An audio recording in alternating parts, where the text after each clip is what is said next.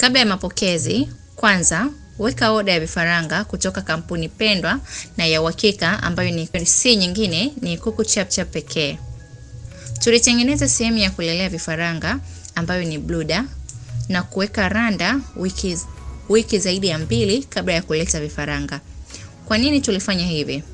Ni kwa sababu randa zinapoingizwa bandani kwa muda mfupi na kuingiza vifaranga kama hazitapoa na kutoa vumbi vizuri, basi huwa ndio chanzo kikuu cha kuku wako kuugua mafua halafu hujui yametoka wapi. Cha kuwashauri katika upokeaji wa vifaranga, andaa mazingira ya kumlea huyu kifaranga wiki 2 kabla ya yeye kufika. Kabla ya kuendelea, kama bado haujasubscribe kwenye channel yetu ya Kuku Chapchap, basi chukua sekunde chache kusubscribe na kubonyeza alama ya kengele ili kupata masomo yajayo. Bila kusahau kulike, kucomment na kushare video hii na wafugaji wengine. Ungana na mimi Neema Isaya hatua kwa hatua ili kuweza kupata majibu ya maswali na changamoto nyingi zilizoulizwa na wadau tofauti. Njia rahisi jinsi tulivyowalea vifaranga wa mayai.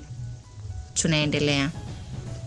Baada ya hapo, tulisafisha vyombo vyote vya chakula na maji na kuviloweka kwenye vilid na kuvihifadhi vizuri. Kwa nini hivi vyombo tumeviloweka kwenye vilid? Ni kwa sababu kuweza kuua vimelea ambavyo vinaweza kudhuru vifaranga wetu. Tulinunua chakula, mkaa, viungo vya kuweza kutoa joto pamoja na vitamins siku 4 kabla ya vifaranga kufika. Siku ya kuleta vifaranga sasa, tulihakikisha brooder imekamilika kila kitu na kumpa maelekezo kijana vitu vichache vya kufanya, kisha mmoja wetu akawa ameenda kufuata vifaranga. Alifuata vifaranga saa 3 usiku, huku na sisi tukawa tunakoleza majiko moto na kuyaweka bandani masaa 4 kabla ya vifaranga havijaja. Vifaranga vilichukuliwa na safari ya kuvipeleka shambani kwetu Bagamoyo ilianza. Alifika shambani saa 6:30 usiku. Cha kustaajabisha sasa, tulikuta joto kwenye brooder halipo kama tulivyotarajia, lilikuwa ni dogo kiwango kisichoruhusu kuweka kifaranga.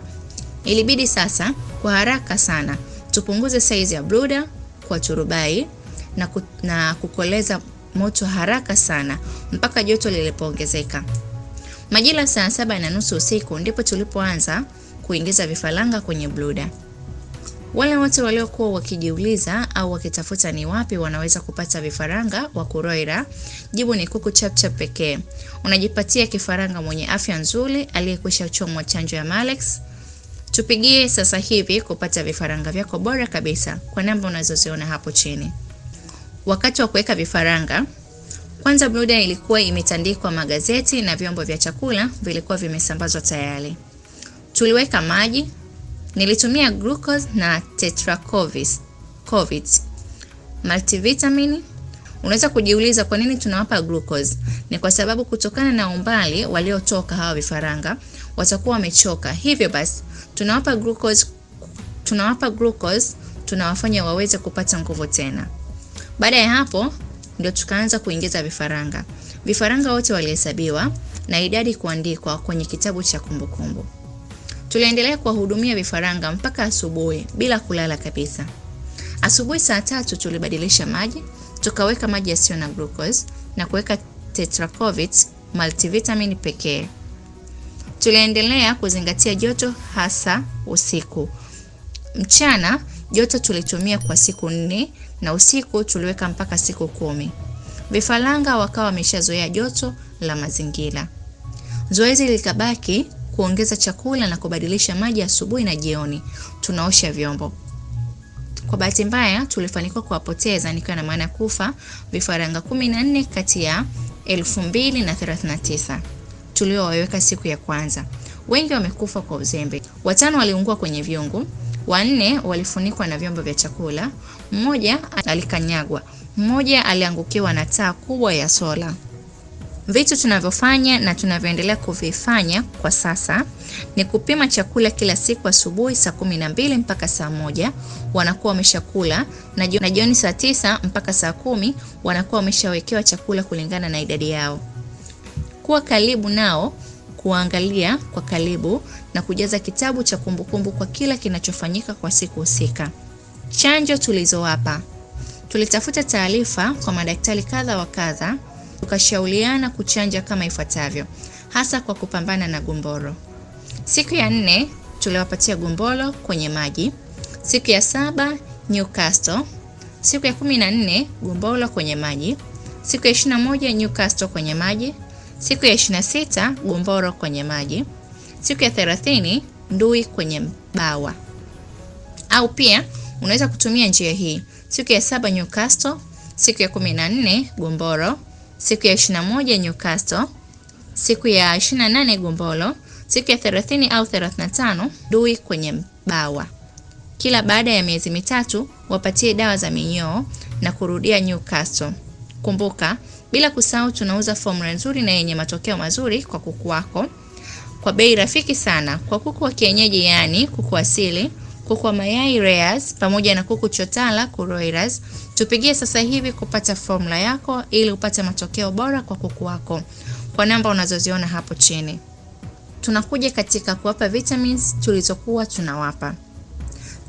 Tetracovit siku ya 1 mpaka siku ya 5, Amintoto siku ya 7 mpaka siku ya 13, Amintoto siku ya 15 mpaka siku ya 20, Amintoto siku ya 22 mpaka siku ya 25. Introvit A plus siku ya 27 hadi siku ya 40.